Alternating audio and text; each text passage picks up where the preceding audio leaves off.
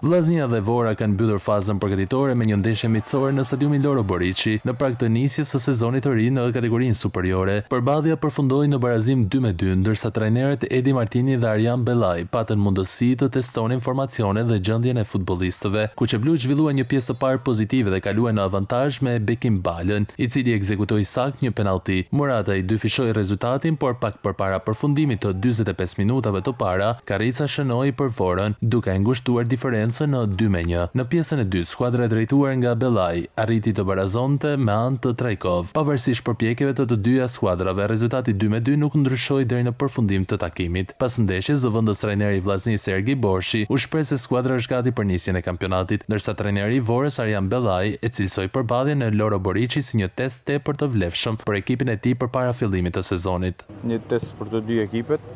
Një test që e kam thënë edhe miqësorë të tjera që rezultati ka pak rëndësi, pasi dona me po edhe me kuptu formën e gjithë secilit lojtar.